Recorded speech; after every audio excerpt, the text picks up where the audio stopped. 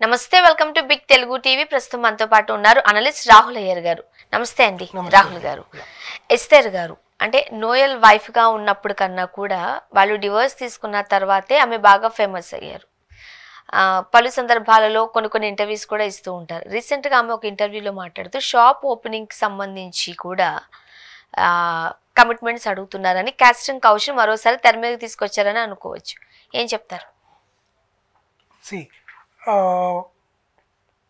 ఈ casting couch గురించి ఎప్పటి నుంచో ఎన్నో మంది పాతకాలం నుంచి కూడా రీసెంట్గా చాలామంది పెద్ద పెద్ద హీరోయిన్లు, క్యారెక్టర్ ఆర్టిస్టులు, పాత ఆర్టిస్టులు, ఎప్పుడో 80s 90s ఆర్టిస్టులు కూడా కాస్టింగ్ కౌచ్ ఉంది. అన్నపూర్ణమ్మ గారు కూడా మాట్లాడారు. అంటే ఒక్కొక్కరు ఒక్కొక్క తరహాలో మాట్లాడారు. ఇప్పుడు వాళ్ళు పిలుస్తున్నారు అంటే సినిమా ఇండస్ట్రీ గురించే చెప్తున్నా నేను. వాళ్ళు పిలుస్తున్నారు అంటే నీకు ఇష్టం ఉండి నువ్వు వెళ్తావు, నీకు ఇష్టం లేదని అక్కడే ఆపేస్తే నీకు అవకాశాలు ఇవ్వరు అంతే. కానీ నీ టాలెంట్ని మించి అవకాశాలు చేజిక్కించుకోవడానికి నువ్వు వెళ్ళాల్సిన అవసరం లేదు అని కొంతమంది మాట్లాడారు. కొంతమంది మేము వెళ్ళాము, మేము కాస్టింగ్ కౌచ్లో ఇరుక్కున్నాము, అయినా మాకు అవకాశాలు రాలేదని కొంతమంది రోడ్డు మీదకి ఎక్కి గొడవలు చేశారు. కొంతమంది అది స్వతహాగా వాళ్ళిద్దరి మధ్య పరస్పర సంబంధం, 4 గోడల మధ్యలో ఏం జరిగిందనేది బయట చెప్పుకోవాల్సిన అవసరం లేదు, నీకు క్యారెక్టర్ ఇస్తే వాళ్ళకి మంచి క్యారెక్టర్, ఇవ్వకపోతే వాళ్ళు చెడా అని కొంతమంది మాట్లాడారు. నోస్తర్ ఈ అమ్మాయి ఎవరైతే ఏస్తర్ నోరా అనే అమ్మాయి ఉందో ఆ అమ్మాయి నోయల్ పెళ్లి చేసుకుంది. తర్వాత కొన్ని కారణాల వల్ల వాళ్ళిద్దరికి మనస్పర్ధలు, I mean they said they don't want to belong, వాళ్ళ ఇష్టాలకి వాళ్ళు ఉండలేక విడిపోయిన తర్వాత ఆమె చాలా సినిమాల్లో మళ్ళీ నటించడం స్టార్ట్ చేసింది. నెక్స్ట్ ఇంటర్వ్యూస్ ఇస్తూ పోతూ ఉన్నింది అనమాట.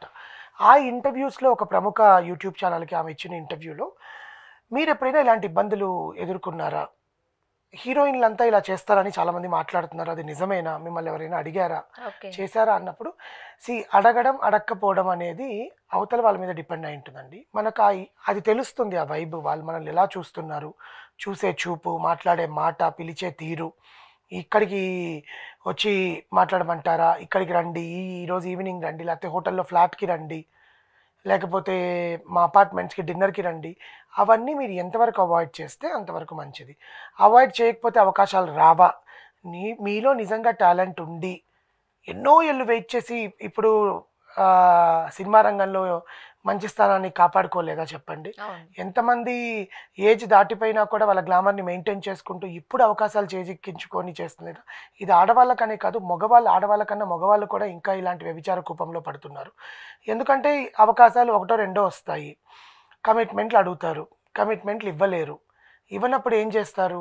ఏదో ఒక దారి వెతుక్కోవాలి డబ్బులు సంపాదించినప్పుడు. ఇక్కడి నుంచి బయటికి వెళ్ళిపోయి డబ్బులు ఎక్కువ వచ్చాయనుకోండి, ఏదో ఒక బిజినెస్ పెట్టుకోవడమో, ఏదో ఒక ఫ్రాంచైజ్ ఓపెన్ చేసుకోవడమో, రెస్టారెంట్స్లో పెట్టుకోవడమో, లేకపోతే ఏదైనా ఇంకేదైనా చేసుకోవడమో బతికేస్తున్నారు ఇప్పుడు.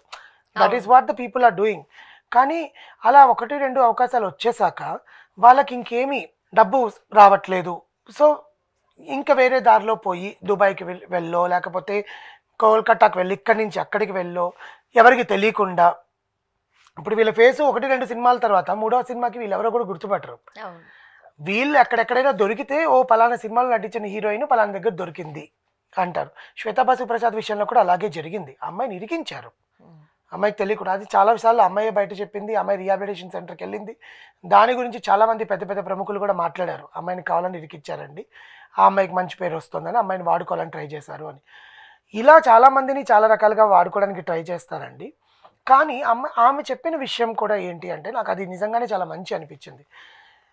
షాప్ ఓపెనింగ్స్కి మా అయితే 1,00,000-2 లక్షలు, చిన్న ఆర్టిస్టులు అయితే, కొంచెం పెద్ద ఆర్టిస్టులు అయితే 10 లక్షలు 8 లక్షల వరకు ఛార్జ్ చేస్తారు. పెద్ద హీరోయిన్లు ₹1,00,00,000 వరకు కూడా ఛార్జ్ చేస్తారు. అది వాళ్ళ రెమ్యూనరేషన్, వాళ్ళ ఉండే స్టేటస్, సోషల్ స్టేటస్ని బట్టి. ఇలాంటి ఆర్టిస్టులని ఇప్పుడు బేసికల్గా ఫర్ ఎగ్జాంపుల్ ఒక 2-3 ఫిలిమ్స్లో క్యారెక్టర్ ఆర్టిస్ట్ చేశారు, చూడ్డానికి బాగుంటారు, వాళ్ళకంటూ ఒక ఫేమ్ ఉంటుంది, వాళ్ళకు కూడా నచ్చే వాళ్ళు ఉంటారు. ఇప్పుడు పునర్నవి భూపాలం అమ్మాయి ఆ సినిమాలో చాలా క్యారెక్టర్ ఆర్టిస్ట్గానే చేసింది, రాజ్ తరుణ్ గారి సినిమాలో.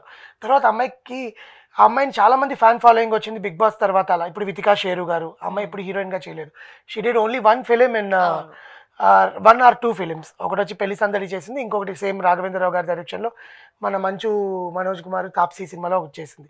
సో ఆ అమ్మాయికి అంటే ఒక ఫాలోవర్స్ ఉన్నారు. అలా యూట్యూబ్లో చాలామంది ఫేమస్ అయిన వాళ్ళకి ఫాలోవర్స్ ఉన్నారు. వాళ్ళని పిలిస్తే తక్కువ రెమ్యూనరేషన్ తీసుకుంటారు, జనాలకి ఎక్కువ రీచ్ ఉంటుంది అని చెప్పి అలాంటి వాళ్ళని షాప్ ఓపెనింగ్కి పిలుస్తారు. కొంతమంది షాప్ ఓపెనింగ్ వాళ్ళు ఏం చేస్తున్నారు అంటే ప్రముఖ హీరోయిన్ అయినా ఫేమ్ లేని హీరోయిన్ అయినా వాట్ ఎవర్ ఇట్ ఇస్, మీరు వచ్చి మా షాప్ ఓపెనింగ్ చేయాలంటే డబ్బు ఇంత అడుగుతారు అనుకోండి, డబ్బు కన్నా తర్వాత మీరు ఈ కమిట్మెంట్కి ఓకేనా, మీరు ఇట్లా వస్తారా, మీ గురించి మాకు చాలా తెలిసింది, ఇలా బెదిరించడం స్టార్ట్ చేయడం మొదలుపెట్టారు. అందుకే చాలామంది షాప్ ఓపెనింగ్స్కి వెళ్ళట్లేదు అని నేను చెప్పింది. ఇంకొకటి, ఎందుకంటే హీరోయిన్స్ కానీ వీళ్ళు కానీ వ్యభిచార కూపంలో దిగుతున్నారు, ఎక్కడెక్కడ పట్టుబడుతున్నారు అంటే హీరోయిన్సే అని పలు పేర్లు మీరు చెప్పారు కదా, వాళ్ళు వెళ్తున్నట్టు మీరు చూసారా? మన కళ్ళతో చూస్తే కానీ నమ్మలేము కదా. వాళ్ళు అక్కడ ఆ రూమ్లో ఉన్నారు, రూమ్లో ఉన్నంత మాత్రమే అది చేస్తున్నారని గ్యారంటీ లేదు కదా. ఎందుకు మీరు ప్రతి ఒక్కసారి హీరోయిన్ల పేర్లు తీసుకొచ్చి హీరోయిన్లు అంటారు? ఈ హీరోలు చెయ్యరా? మగవాళ్ళకి మేల్ ప్రాస్టిట్యూషన్ లేదా ఇండియాలో? ఎక్కడెక్కడి నుంచో పాశ్చాత్య దేశాల నుంచి తీసుకొచ్చి ఇక్కడ ప్రాస్టిట్యూషన్ని, ఆ Escorts, male Escorts, female Escorts అని చెప్పి లేరా? జూబ్లీ హిల్స్లో ఫిలిం నగర్లో రాత్రి 9 గంటలకు వెళ్ళి చూడండి, మేల్ ఎస్కాట్స్ ఉండరేమో, వాళ్ళని పట్టుకొని ఇంటర్వ్యూ చేయండి. ఎందుకు ఆడవాళ్ళ మీదే ఈ వ్యభిచారం అని ముద్ర వేస్తున్నారు? ఒక ప్రాస్టిట్యూట్, ఒక వ్యభిచారిగా మారడానికి ఏంటి? ఆమె పొట్టకుట్టి కోసం, ఆమె ఆకలి దప్పికలు తీసుకోవడం కోసం అడుక్కు తినలేక ఒళ్ళొమ్ముకొని బతుకుతున్నారు. ఆమె చెప్పిన స్టేట్మెంట్ ఇది, నేనేం కల్పించి చెప్పట్లేదు. అదే ఆ విట్టుడు ఎవరైతే ఆమె దగ్గరికి వెళ్తారో ఆ వెళ్ళే అతను, నువ్వు చేసేది దీనికోసమే, నీకు కావాల్సిన డబ్బులు, సరే నువ్వు 1500, 2000, 3000 పలానా సో అమౌంట్ చెప్తున్నావు, బట్ నా దగ్గర ఇంతే ఉంది, ఇది నువ్వు తీసుకో, ఏం చెయ్యొద్దు అని చెప్తే వెళ్ళే విటులందరూ కూడా దానికోసమే వెళ్తారు. అదేదో జొమాటోలోనో స్విగ్గీలోనో 300కి 400కి 500కి ఫుడ్ ఆర్డర్ చేసుకొని తిన్నట్టు ఆ 500 రూపీస్ అక్కడ డొనేట్ చేస్తే నీకు వాళ్ళని వ్యభిచారిగా క్రియేట్ చేసే ఛాన్స్ ఉండదు కదా. ఇప్పుడు వెళ్తున్నారు కాబట్టి వాళ్ళు అయ్యారు, వెళ్ళకపోతే వాళ్ళు ఎందుకు అవుతారు? అయ్యారు కదండి ఆడవాళ్ళు. That is what she said. వాళ్ళని మనం క్రియేట్ చేస్తున్నారు. మగవాళ్ళు వెళ్ళి ఆ సుఖం కోసం వెళ్ళి 500 డబ్బులు ఇచ్చే దగ్గర 300 డబ్బులు ఇచ్చే దగ్గర ఆ 300 ఇచ్చేసి తినమ్మా ఏదో ఒకటి చేసుకో అని చెప్పి వాళ్ళకి ఉద్యోగాలు ఇప్పించినక్కర్లా, ఏమీ అక్కర్లే, మీరు వెళ్ళకండి. ఒకవేళ వెళ్ళినా కూడా ఆ డబ్బులు ఆ పని చేయకుండా ఇస్తే ఆ మనిషి అలాగా మారదు. ఎందుకంటే రేపు పొద్దున్న వచ్చిన వాళ్ళకి పిల్లలు ఎవరైనా పుడితే ఒక ప్రాస్టిట్యూట్ కొడుకు ఆర్ఎల్స్ కూతురు, మీరు కూడా ఇంతేనా? That is what happens in Mumbai and Delhi. ముంబైలో ఉండే రెడ్ లైట్ ఏరియాలో మనం ఆ సినిమా గంగూబాయి కతియావాడి సినిమా చూస్తే ఆ సినిమాలో ఆమె చెప్పేది కూడా మా కడుపును పుట్టే పిల్లలు అవి చేస్తారని రూల్ లేదండి. వాళ్ళని ఎందుకు స్కూల్లో చేర్పించుకోరు? వాళ్ళకి ఎడ్యుకేషన్ వచ్చి వాళ్ళకంటూ ఒక సుస్థిరతనం ఉద్యోగం వస్తే వాళ్ళ అమ్మ చేతే ఆ పని మానిపించేసి వాళ్ళు సరిగ్గా చూసుకుంటారు కదా. వాళ్ళు ఈ నరక కూపంలోకి రారు కదా. మీరందరూ ఈ సాయం చేయట్లేదు కాబట్టి వాళ్ళు అట్లే ఉంటున్నారు. It is not that everyone should not go, that is completely their perception.